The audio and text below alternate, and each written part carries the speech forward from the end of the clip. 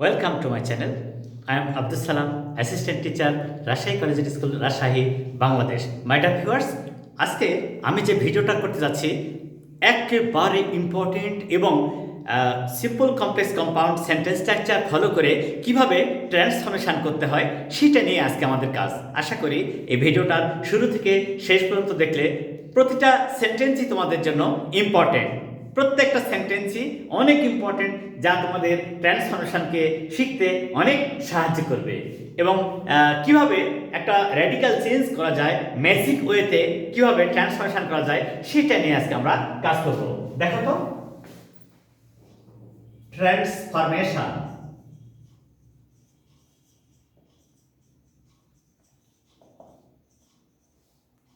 Transformation simple, compound and complex। আমরা এই তিনটা সেন্টেন্সকে কিভাবে ট্রান্সফরমেশন করতে পারি এবং একটা সেন্টেন্স থেকে আরেকটা সেন্টেন্সের কিভাবে রূপান্তর করতে পারি অত্যন্ত সহজে, সেটা নিয়ে আজকে আমরা কাজ করব। আচ্ছা, শুরু করা যাক। মনে করো এই সেন্টেন্সটা কমপ্লেক্স আছে, এটা কমপ্লেক্স সেন্টেন্স আছে, তাহলে এটাকে আমরা কি করব? He worked hard so that he could succeed in life। আচ্ছা, এই যে সেন্টেন্সটা he worked hard so that he could succeed in life, সে কঠোর পরিশ্রম করেছিল যাতে সে জীবনে উন্নতি করতে পারত। আচ্ছা, এই যে কনজাংশন সো দ্যাট এর অর্থ হচ্ছে যাহাতে। যখনই একটা কমপ্লেক্স সেন্টেন্সে কনজাংশন সো দ্যাট থাকে তখন তার দ্বারা উদ্দেশ্য প্রকাশ পায়। তুমি যে কাজ করছো তোমার উদ্দেশ্যটা কি, এই উদ্দেশ্য প্রকাশ করার জন্য সো দ্যাট ব্যবহার করতে হয় কমপ্লেক্স সেন্টেন্সের কনজাংশন আকারে।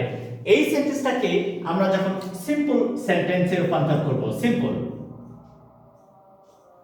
এই সিম্পল সেন্টেন্সে কত সহজে রূপান্তর করা যায় দেখো।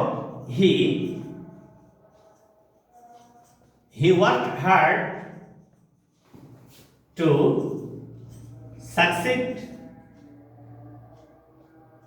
to succeed in life।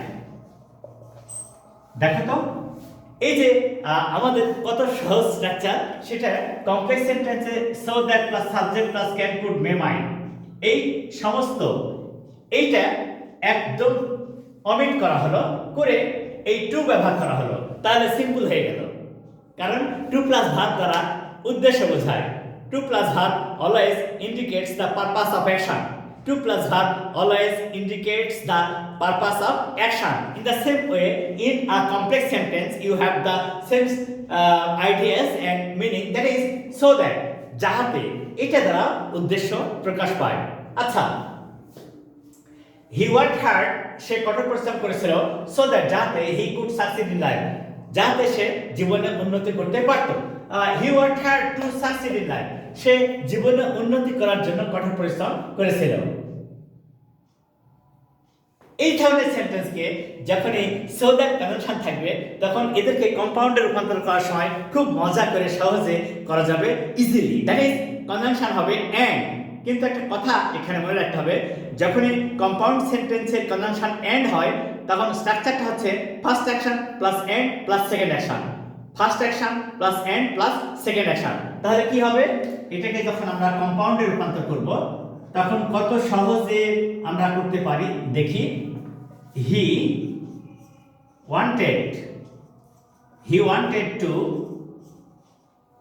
wanted to succeed in life and so he worked hard। এবারে এই সেন্টেন্সটা কম্পাউন্ড হয়ে গেল কেন?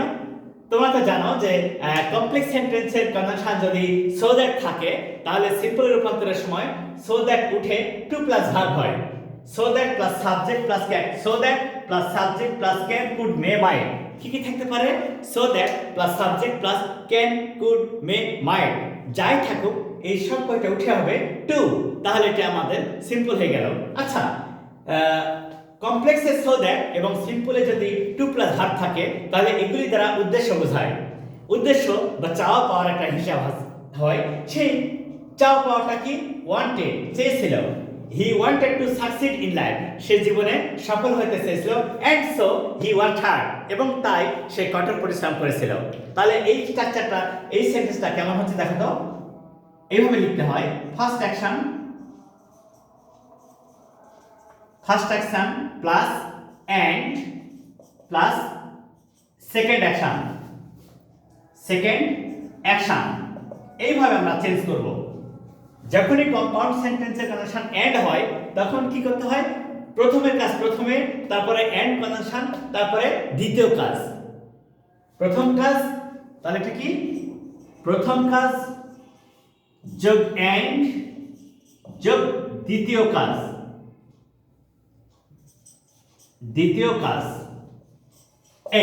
এইভাবে যখন আমরা চেঞ্জ করব তখনই সহজেই আমরা এই স্ট্রাকচারটা ফলো করতে পারবো। আচ্ছা, আমরা কিন্তু একটা কথা বলেছি ম্যাজিক্যাল ওয়ে। আচ্ছা, ম্যাজিক্যাল ওয়েটা কেমন? এবারটা আমরা সহজেই বুঝতে পারবো। সেটা কি দেখো তো। যখনই কমপ্লেক্স সেন্টেন্সে এরকম স্ট্রাকচার থাকে, so that plus subject plus can could may অথবা might plus verb plus object অথবা এক্সটেনশন। যখনই কমপ্লেক্স সেন্টেন্সে এই স্ট্রাকচারটা দেওয়া থাকবে, একে সিম্পল করলে হবে এই যে so that plus subject plus can could may might, এইটা উঠে হবে to plus verb plus object অথবা এক্সটেনশন। দেখো কত সহজে আমরা সিম্পলে রূপান্তর করতে পারছি। এই সেন্টেন্সটাকে যখন আমরা কম্পাউন্ডে রূপান্তর করব তখন হবে কি? এই যে first action plus and plus second action, এইভাবে একদম সহজে আমরা কম্পাউন্ড তৈরি করতে পারবো। তাহলে এটাই হচ্ছে আমাদের ম্যাজিক ওয়ে। সেটা কি? যে কমপ্লেক্স স্ট্রাকচার কেমন থাকলে সিম্পল হবে to plus verb plus object or extension, তারপরে এইটাকে কম্পাউন্ডে রূপান্তর করলে কত সহজে আমরা ফার্স্ট অ্যাকশন মানে প্রথম কাজ plus and plus second action এইভাবে চেঞ্জ করতে পারবো। আশা করি এখানে তোমাদের আর কোনো সমস্যা নেই। আচ্ছা, আমরা এবার অন্য একটা স্ট্রাকচার ফলো করব, দেখা যাক সেটা কিভাবে আমরা অনেক সহজ করে চেঞ্জ করতে পারি। আচ্ছা দেখো তো, though he called me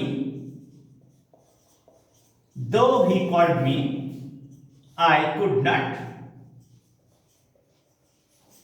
not meet him. Though he called me, যদিও সে আমাকে ডেকেছিল, I could not meet him, আমি তার সঙ্গে সাক্ষাৎ করতে পেরেছিলাম না। তাহলে though although দ্বারা যখন সাবঅর্ডিনেট ক্লজটা যুক্ত হয় মেইন ক্লজের সাথে তখন এটাকে কমপ্লেক্স সেন্টেন্স বলে। আর এই though although যদি কমপ্লেক্স সেন্টেন্সে থাকে তাহলে সিম্পলের রূপান্তরের সময় in spite of দ্বারা সিম্পল সেন্টেন্স হয়। কেমন দেখো তো, in spite of his calling me I could not meet him. এই যে দেখো কত সহজে চেঞ্জ করতে পারছি আমরা। শুধু ওইটুকু এখানে ফলো করবো, সেটা কি যে কমপ্লেক্স সেন্টেন্সে যদি দো বা অলদো থাকে তাহলে সিম্পলের রূপান্তরের সময় এই দো অলদোটা উঠে যাবে, যে বসবে ইন স্পাইট অফ। তাহলে কি হচ্ছে, দো অলদোটা উঠে গেল, উঠে যে বললো ইন স্পাইট অফ। আচ্ছা, একটা ছোট্ট কথা মনে রাখতে হবে, in spite of, at the time of, instead of, in Liu of, on account of, এই যে সমস্ত ফ্রেজে শেষে অফ থাকে, যে সমস্ত ফ্রেজে শেষে অফ থাকে, এই অফের পরে সাবজেক্টের পজিটিভ ফর্ম, এই যে হি সাবজেক্ট, তার পজিটিভ ফর্ম হচ্ছে হিজ, আর verb plus ING, verb plus ING হয়। আর প্রিন্সিপাল ক্লজ কখনো চেঞ্জ হবে না, প্রিন্সিপাল ক্লজ যা আছে তাই হবে, চেঞ্জ হবে না। ওকে, এইটাকে যদি আমরা কম্পাউন্ডে রূপান্তর করি, খুব সহজ। কেমন? যদি কমপ্লেক্স সেন্টেন্সে দো অর্থ থাকে, কম্পাউন্ডে হবে বাট, সিম্পল সেন্টেন্সে ইন স্পাইট অফ থাকলে কম্পাউন্ডে হবে বাট। তাহলে খুবই সহজ হয়ে গেল এটা। দেখো, he called me, he called me but I could not meet him, he called me but I could not meet him। তাহলে স্ট্রাকচারটা কেমন হচ্ছে? একদম ম্যাজিক। সেটা কেমন দেখো তো, আমরা সহজে করতে পারি কিভাবে। যদি সিম্পল সেন্টেন্স হয়, এটা এই সেন্টেন্সটা সিম্পল, যদি সিম্পল থাকে তাহলে হবে in spite of, in spite of. আর এই সেন্টেন্সটাকে যদি আমরা কম্পাউন্ড করি, এই কম্পাউন্ড সেন্টেন্সে রূপান্তর করি এটাকে কম্পাউন্ড, তাহলে হবে কনজাংশন হবে বাট, কম্পাউন্ডের কনজাংশন হবে বাট। এটাকেই যদি আমরা কমপ্লেক্সে রূপান্তর করি, ধরো এটা কমপ্লেক্স সেন্টেন্স, তাহলে এর কনজাংশন হবে দো অলদো, দো অথবা অলদো, দো অথবা although. So my dear viewers, now you can easily identify the sentences and you can easily change the sentences from complex to simple and simple to compound easily, and following this magical way. It is called magical way of translation. So my dear viewers, please share my videos to your friends and relatives so that they can be benefited by you. Please tell them to share it and subscribe it also. Assalamu alaikum.